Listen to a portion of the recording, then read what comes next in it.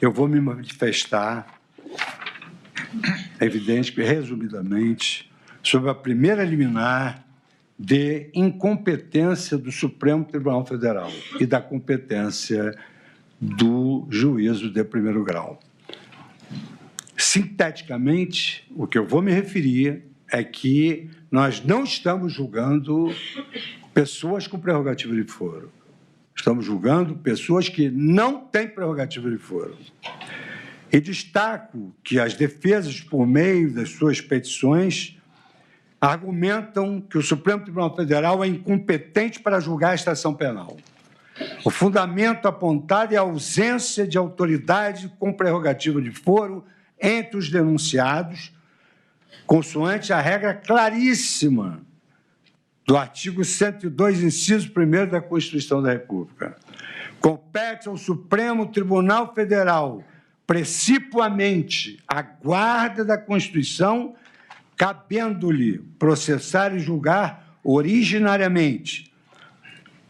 E inciso 1º, a linha B, nas infrações penais comuns, o presidente da República, o vice-presidente, os membros do Congresso Nacional, seus próprios ministros e procurador-geral da República.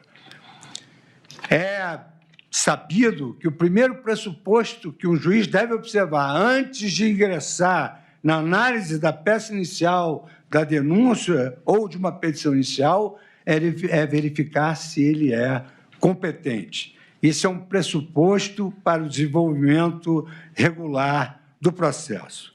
Somente o juízo competente pode analisar uma ação penal início litis.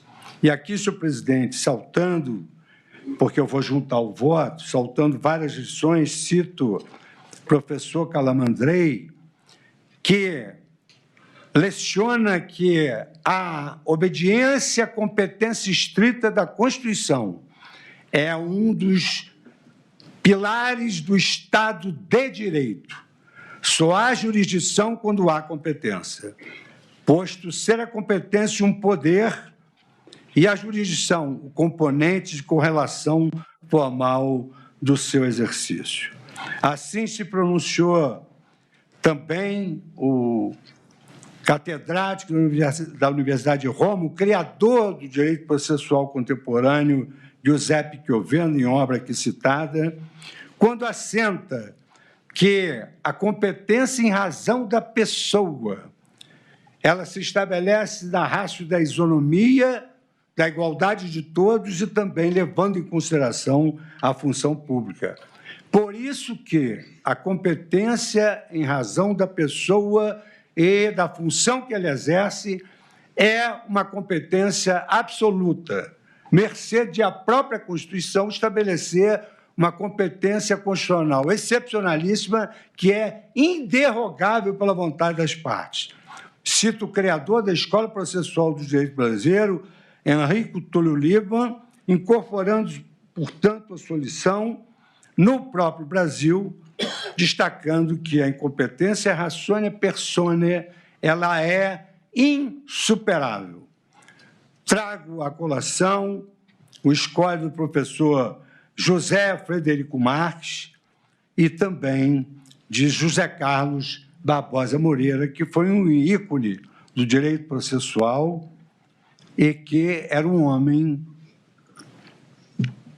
respeitado no mundo inteiro, exatamente porque tinha a autoridade da sua doutrina, tinha o argumento da autoridade que se refere a Imperman, que domina os auditórios.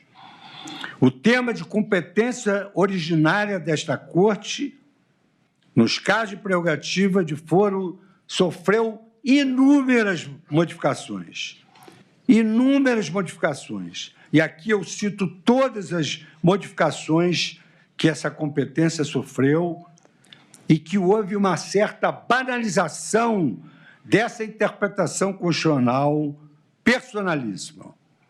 E esses autores expressam que, ao vedar expressamente o julgamento, ratione personae, por outro órgão competente que não aquele indicado na Constituição, esta regra passa a ser lindeira à criação de um tribunal de exceção, que o Constituinte buscou impedir, não apenas pela criação de um novo tribunal, mas exatamente para que uma ação, e a posteriori a ação penal, fosse julgada por um órgão jurisdicional diferente daquele que é previsto nas leis. Ou seja, o órgão jurisdicional constitucional é absolutamente diverso do órgão constitucional ordinário, especialmente quando essa modificação da competência for resultado de uma interpretação após o crime. E o que eu quero dizer é que o Supremo Tribunal Federal mudou a competência depois da data dos crimes aqui muito bem apontados por Sua Excelência, o Procurador-Geral da República. Trago, procurador, como Vossa Excelência é um doutrinador de escola, as lições de Ferraioli, Karl Schwab e outros autores da sua preferência, e destaco, identifica-se assim que a competência absoluta ela não pode ser derrogada sob pena de infringir a garantia do juiz natural. E a garantia do juiz natural cumpre diversas funções no ordenamento brasileiro. Em primeiro lugar, ela assegura a imparcialidade do julgador, evitando que sua designação ocorra por finalidades menos ortodoxas. E ainda é reforço dessa Constituição a independência dos magistrados que não ficam sujeitos a ameaças de afastamento do caso, na hipótese de não seguir eventualmente a determinação de uma maioria ou de seus superiores.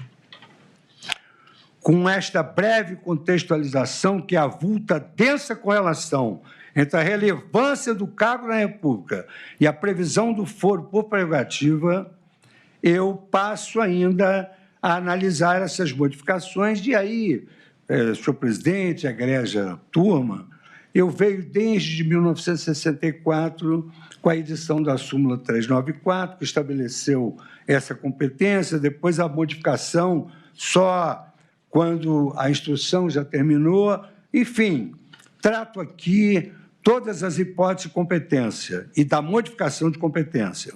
E cito a P568, da relatoria do ministro Barroso, onde ele destacou a incompetência, que era ratione persone, a competência funcional, que está em jogo, não se prorroga, porque não é relativa, é absoluta e funcional. Não podemos ir ao mérito para depois voltar à preliminar. E aqui eu destaco, senhor presidente, depois de analisar essas questões, que o Supremo Tribunal Federal já anulou um processo por inteiro por incompetência relativa, máximo quando se trata de incompetência absoluta e inderrogável pela vontade das partes. E aqui, então, cito que, de acordo com as premissas que eu adotei de forma coerente ao receber a denúncia, a interpretação restritiva da prerrogativa de foro, preconizada desde a questão de ordem na ação penal 937, é a mais correta. E essa visão é que se alinha ao princípio republicano, que veda o tratamento desigual sem justificativa constitucional. E relembro mais uma vez que presidentes da República já foram julgados no Supremo. Um presidente foi julgado pelo plenário e o outro presidente foi julgado em segunda instância. Os fatos imputados aos réus, segundo a denúncia, ocorreram entre 2020 e 8 de janeiro de 2023. Naquele período, a jurisprudência da Corte era pacífica, consoante o entendimento consolidado, racional, inteligível, de que, uma vez cessado o cargo, antes do término da instrução, a prerrogativa de foro deixaria de existir. Em caso, os réus deste processo, sem nenhuma prerrogativa de foro, perderam seus cargos muito antes do surgimento do atual entendimento. O atual entendimento é recentíssimo desse ano. A aplicação da tese mais recente para manter esta ação no Supremo, muito depois da prática de crimes, gera questionamentos não só sobre casuísmos, mas, mais do que isso, ofende o princípio do juiz natural e da segurança jurídica. E aqui, senhor presidente, eu faço uma digressão sobre segurança jurídica, cito acórdons, repiso que, sob esse ângulo, devemos relembrar que esta Corte anulou um processo com mais de uma centena de recursos por simples incompetência relativa de foro, e nós estamos diante de uma incompetência absoluta, que é impassível de ser desprezada como vício intrínseco ao processo. De sorte, senhor presidente, que, mantendo a minha coerência que manifestei no recebimento da denúncia, ciente de que, naquela oportunidade, tratava-se de recebimento da denúncia, em que vigorava o princípio indubio pro societate, deixei para o julgamento a análise mais vertical dessas questões.